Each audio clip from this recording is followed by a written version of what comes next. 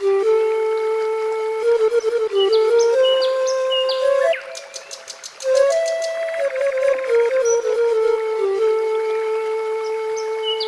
ini saya akan berbicara tentang kanker iman yang merusak. Tapi bedanya dengan kanker tubuh manusia itu kan susah disembuhkan. Iya, nggih. Tapi kalau ini bisa disembuhkan. Bisa disembuhkan dengan cara bertaubat dan merubah keyakinan. Nah, kanker iman itu saya singkat tamat. Tamat ya, Prof ya. Artinya Tamat. Tamat. T-A-M-A-T. Nggih, nggih. Tamat gitu, Prof ya. Tamat. Nggih. Yang pertama adalah tandingan Allah. Nggih, nggih. Menganggap ada kekuatan lebih ada kekuatan yang menyamai Allah. Masya Allah. Menganggap ada yang bisa menolong selain Allah. Itu, ya. Menganggap ada yang bisa menentukan nasib selain Allah. Ya. Itu kejahatan besar, kriminal. Itu berbahaya. Ini penyakit yang luar biasa besarnya dosa itu. Bahkan dikatakan Allah tidak mengampuni orang yang cara berpikirnya seperti ini. Ya Allah. Allah mengampuni yang lain kecuali kalau sudah menganggap ada tandingan, ada kekuatan yang sama dengan kekuatan Allah, tandingan Allah. Itu musyrik itu. Musyrik itu menganggap ada kekuatan selain Allah. Hati-hati. Anda percayalah bahwa Anda tukang santet segalanya itu tuh ya, itu makhluknya Allah. Yang bisa menghalau ya Allah. Masa Allah kalah? Masa Allah kalah dengan setan? Ya Allah. Ya, kalau Anda menganggap bahwa setan lebih kuat dari Allah, kan itu kejahatan.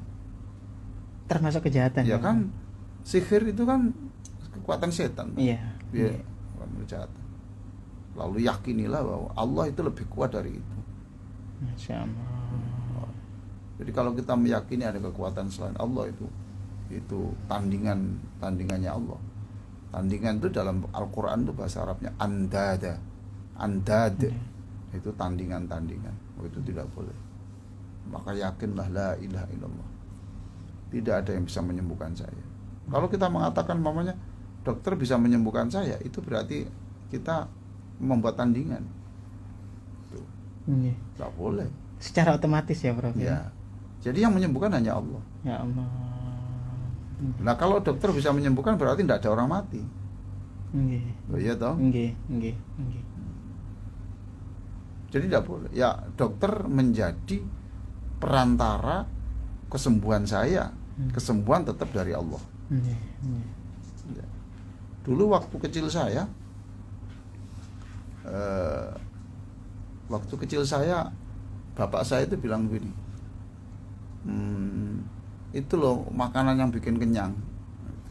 Itu bapak saya marah. Oh, kamu ngomong gitu itu berarti ada kekuatan yang bisa mengenyangkan selain Allah. Sebetulnya juga tidak apa-apa, tetapi secara hakikat itu kalau itu menganggap bahwa yang membuat kenyang itu maka berarti itu membuat tandingan. Itu kanker satu itu. Tapi kalau kita ngomong begitu dalam kaitan ia adalah benda ciptaan Allah yang bisa mengenyangkan. Nah, itu berarti itu tetap terkait dengan Allah, tidak apa-apa. Masya Allah. Hati-hati kita. Bertauhid itu harus jelas. Gitu. Jadi kanker satu itu adalah menganggap ada yang bisa menolong selain Allah, menentukan nasib selain Allah, itu kejahatan. Itu penyakit.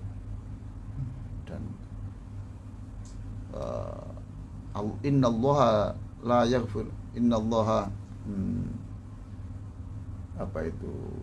la yaghfiru ayyushraka bihi. Allah tidak mau mengampuni kalau Allah itu dibikin tandingan. Ya Allah. Wa yaghfiru ma duna dzalik. Dan Allah mengampuni dosa-dosa apa saja selain itu. Masya Allah. Ya. Nggih, nggih.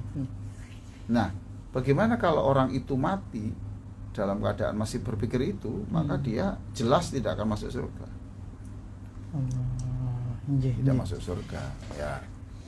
Tapi kalau orang itu memiliki pikiran jahat seperti itu, yang salah seperti itu, lalu sebelum meninggalnya itu tobat, maka itu diampuni. Jadi yang dimaksud tidak diampuni, Allah tidak akan mengampuni itu adalah jika sampai mati belum bertobat.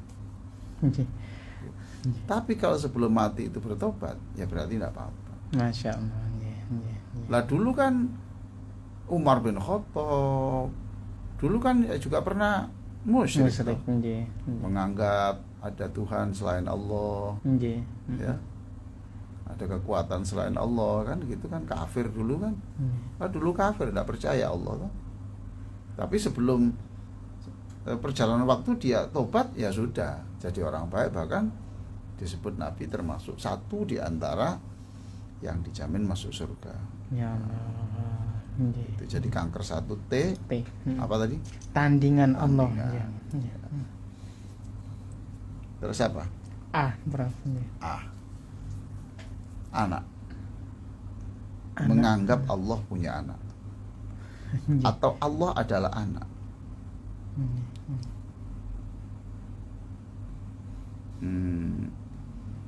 Saya tetap menghormati pengikut agama lain Nggih. yang menganggap bahwa Allah punya anak, ya silakan ya. Nggih. Tapi kami menghormati walaupun kami memandangnya salah.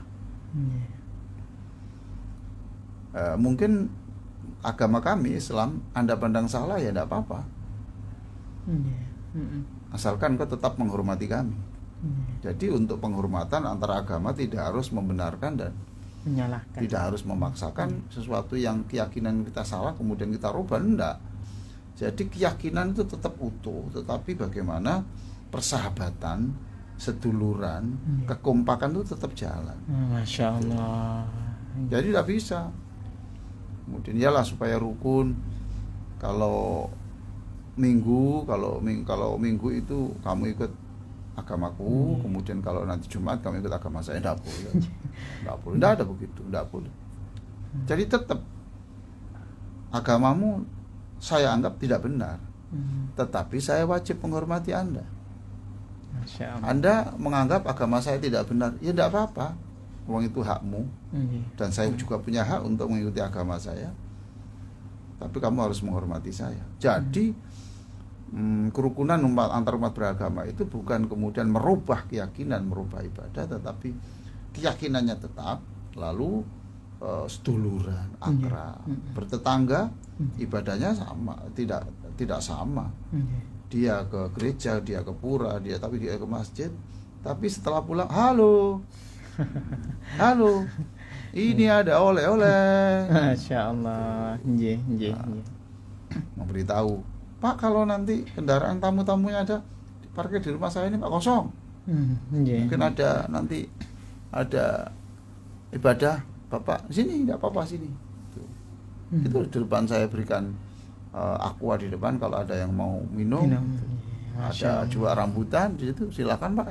Nggih. Tetap rukun, damai, tapi soal keyakinan tidak ada kompromi. Nggih. Kan? Nggih, nggih. Enak loh. Maka soal hal ini itu Allah menegaskan, maka satu surat yang dibaca 3 kali sama dengan khatam Quran, saking apanya itu besarnya nilai itu adalah Qul huwallahu ahad. Allah.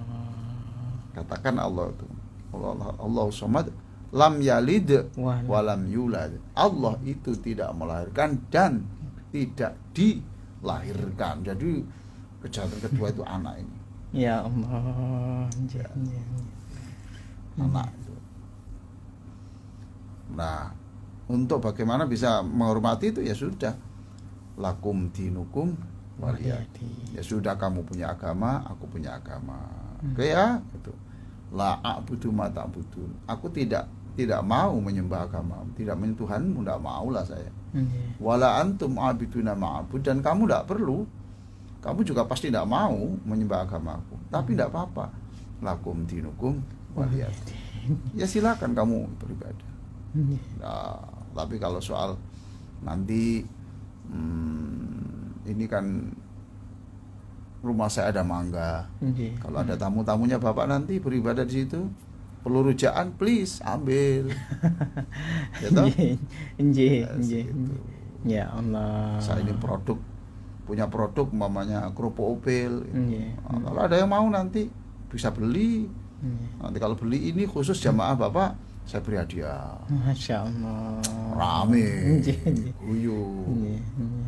Kan Indah. gitu toh. Nggih. Indah agama itu indah. Itu kejahatan yang kedua A. Terus apa lagi? M, Prof. M itu miskin. M itu miskin. Dianggap Allah itu miskin. Ya Allah. Nah, contohnya kayak gini. Ya Allah berikan aku rezeki. Lalu dia tidak yakin. Seolah-olah Allah itu sudah kehabisan. Rezeki. Stok rezeki nggih. Itu kejahatan, Ya kanker itu. Nggih. Merusak ini. Bahkan orang yang ngomong gitu itu pernah ada. Zaman Nabi yang ngomong begitu itu ada. Zamannya Nabi malah Ya Prof. ada. Karena Nggih. orang itu mendengarkan Nabi mengatakan, membacakan ayat surat Al-Baqarah 245. 245. Nggih. Surat Al-Baqarah ayat 245 ya Prof ya. Apa itu Nggih. artinya?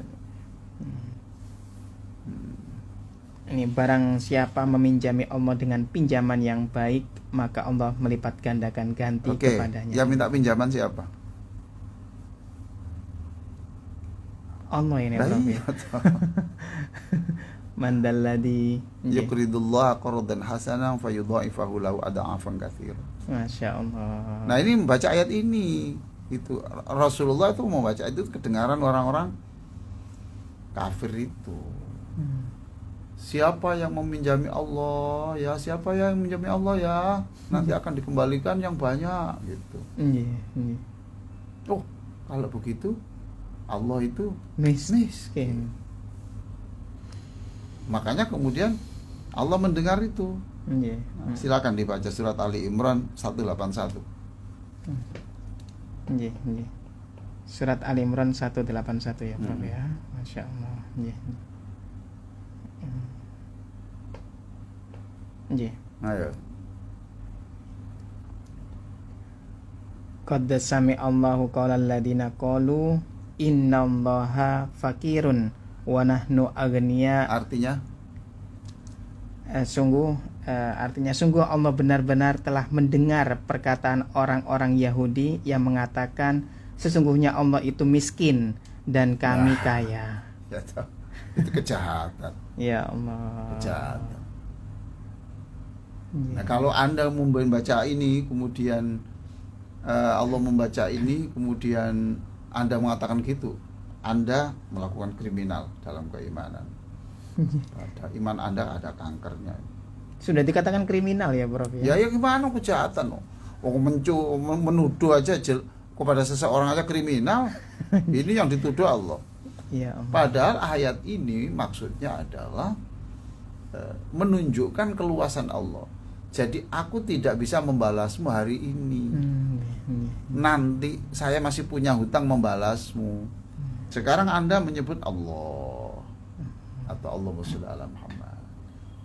Kamu bersedekah, aku tidak bisa membalasmu yang banyak hari ini. Nanti di akhirat saya beri yang banyak. Berarti kan tertunda toh. Nah, pembayaran yang tertunda itu namanya pinjaman. Hutang. Oh, Masya Allah. Injih. Jadi ayat ini justru bukan menunjukkan Allah miskin, bahwa Allah itu menghendaki kita itu melakukan kebaikan, tapi kebaikan itu nanti dibalas yang sesungguhnya itu nanti di akhirat. Jadi karena tertunda, bahasa Arabnya adalah pinjaman. Ya Allah. Jadi mengartikan itu. Nah, coba sekarang siapa yang puasa Arafah sehari ya toh? Itu puasa sehari.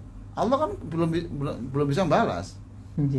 Tapi nanti di akhirat dibalas karena kamu dulu melakukan itu saya belum balas. Sekarang besok di akhirat kamu dosamu setahun yang lewat dan setahun yang akan datang dimaafkan Allah. Sudah saya maafkan semuanya. Ini Ya ini Allah. bayarannya.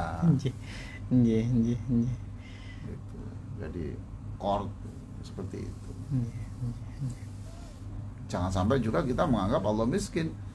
Iya ya, semua orang di dunia sudah minta Allah. Nah, kehabisan kita kalau nggak cepet-cepet ini. Nah, itu Nggih. Nggih, nggih. nggak boleh begitu. Baik, nanti akan saya lanjutkan pada sesi berikutnya.